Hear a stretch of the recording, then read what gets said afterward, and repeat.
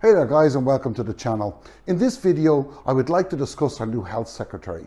Now for your convenience I've broken it down into a bit about his education, his work history, and surprisingly out of whack voting history for somebody who's now the Secretary of Health. Now I am however in a bit of a conundrum, but I'll get to that later in this video. So the Conservatives have installed a new Secretary of Health and Social Care. The responsibility for these services are in the hands of Sajid Javid. So is the bloke the right man for the job? Let's find out after this.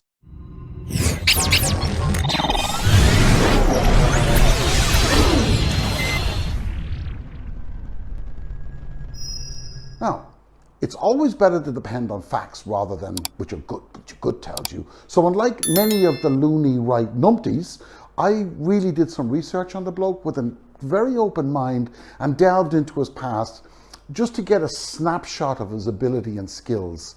Why? Well, because I'm no longer a spring chicken, and as you no doubt know, with age comes health issues, and we need to know, not want to know, we need to know if the boss of the whole thing is on the same page, or is he in fact reading a different book to the rest of us? Well, we sure as hell learned a lot about the book he was reading from his very first interview. To see the restrictions lifted and life going back to normal as quickly as possible. And that's in terms of the roadmap to that, you'll have to wait for my statement to Parliament later today. Irreversible is... It's going to be irreversible. There's no going back, and that's why we want to be careful during that process, and I'll have more to say about this during my statement. Now, I think you'd agree, generally speaking, that you would expect the new Minister for Health and Social Care to make his first statement to the press about what he is going to do in the immediate future, or maybe what his line in the sand is. I mean, what's his stamp, his personal stamp? What is it? What's he about? You know, where are his points of no return? What are his key issues for the health services that need to be addressed? After all, he's the new Commander-in-Chief. So I listened quite intently to his interview for a sign of things to come. I waited patiently to hear the policy statement of the new minister. I thought to myself, like, you know, here it comes any minute now, and he'll show us what a professional minister is all about. And then he announced it to all and sundry, and it was as follows. There's no going back, and that's why we want to be careful during that process, and I'll have more to say about this during my statement. There will be no extension of lockdown. The decision has been made, it's irreversible. Britain will open for business on July 19th because blah, blah, vaccine, blah, blah, blah, blah, blah. Now, after picking myself off the floor, dusting myself off a little bit, checking for broken bones and stuff, I also checked to see how much private healthcare insurance was, because I began to shiver. I found this incredible. How could the most important person with the responsibility for the health of the nation to provide to the public an NHS that is fit for purpose make such a policy statement? I mean, the job of the NHS is to help those who are sick. It's to help to provide as much protection to the health of the nation and try to remove politicalization as much as is possible. So let's understand his statement a bit more, because as this is the only categorical line he used then and since then, he basically says it doesn't matter how many lives we lose, it doesn't matter how many die over the next few weeks, it doesn't matter how many have died or continue to be seriously ill. It doesn't matter, take for instance, that in 2019, the NHS was already operating at 95% capacity. Let's forget about the fact that in 88 rather, we had 300,000 beds for a population of 56 million. And today, well, today we have 141,000 beds for a population of 68 million. So that doesn't matter, that in effect, the amount of beds provided to treat the nation has been reduced by 60% over the last 20 years or so. I mean, we're opening everything, and that's final? There's no end of story? It's going to be irreversible. There's no going back. And that's why we want to be careful during that process, and I'll have more to say about this during my statement. This is exactly the same as driving your car down the M1 at 70 miles an hour, discover that it has no brakes, but rather than slow down, you decide, oh no, let's press on because I'm late for a meeting. And just say to yourself, strap on baby, we're going for a ride. Minister for Health and Social Care, give me a break. Now, this is not about whether you are support lockdown, anti-lockdown, in between on it. This is about the bloke responsible for our entire NHS saying quite clearly, and with zero chance of misinterpretation, that no matter what happens over the next 4 weeks, we're still going to open. I mean, what? Really? And believe it or not, I wrote this article on around the last day of June, last week of June, for another YouTuber, and even I can't believe that the figures are where they are today. This minister ignored the advice of his own experts. I mean, so now I hope you can understand that this bloke, despite falsely promoting the idea that at the time he had access to some crystal ball or some time machine, was going to go back on his word. I mean, it just, in fact, it was just nuts. It's just nuts. And the death toll on those from when he was appointed has increased by a multiple of 10. A multiple of 10. They haven't been this bad since Valentine's Day.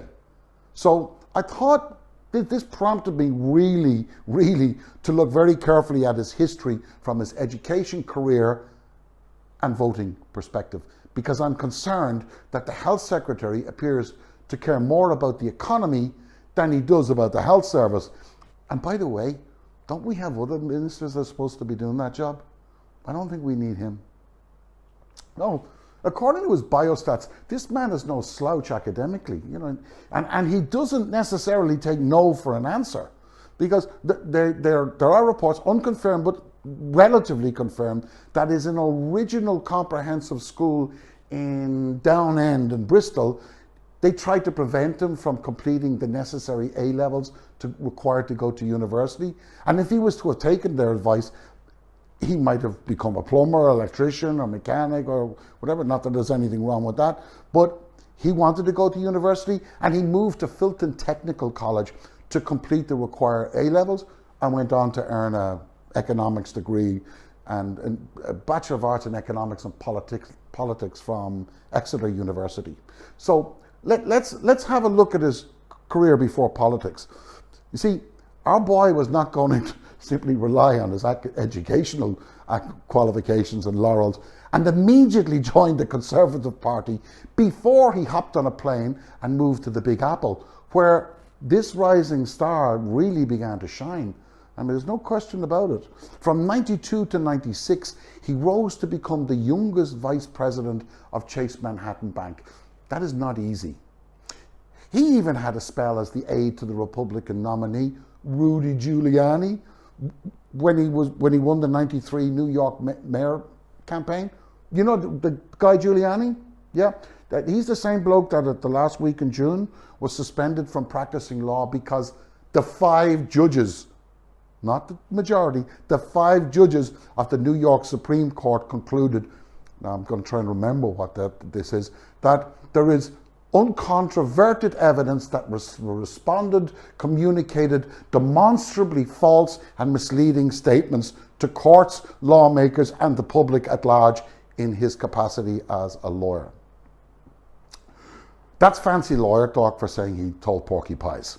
So this is not the first time our minister has worked with a bloke who, having campaigned beside him and lifted his coattails, may just have turned out to be nothing more than a jovial liar. Oh, how history may repeat itself. But hey-ho, let's not tar everybody with one brush. So let's look a little bit deeper. I thought his voting history might lift me from my ever-graying world of despair. So I looked at it. I examined it. Sorry. Between 2011 and 2012, he consistently voted against restricting the provision of services to private patients by the NHS. Actually, he did this 7 times. So that's not a good start. That's not a good start. He then, in the same period, he consistently voted for reforming the NHS for GPs to buy services on behalf of their patients. Luckily, that's not been brought into force yet also, as it would be completely destroy the NHS quicker than a storm in a teacup. That would ruin the chance of any tea leaves reading there, I can tell you. But some more bad news for the working class and the middle class. Unlike these blokes that can pop down to Harley Street on a whim, this guy, more alarmingly, has voted 20 times to increase the VAT rate, which of course was always blamed on the EU, and we know how much VAT rates have come down since Brexit, have they? Okay, you know, he almost always voted against slowing the rise in rail fares. I mean, why would you do that? Uh-oh, not looking good so far, is it? Hey, you better look out here, Rodney. Almost always voted for more restrictive regulation of trade union activity. 9 votes to restrict their activity. You know?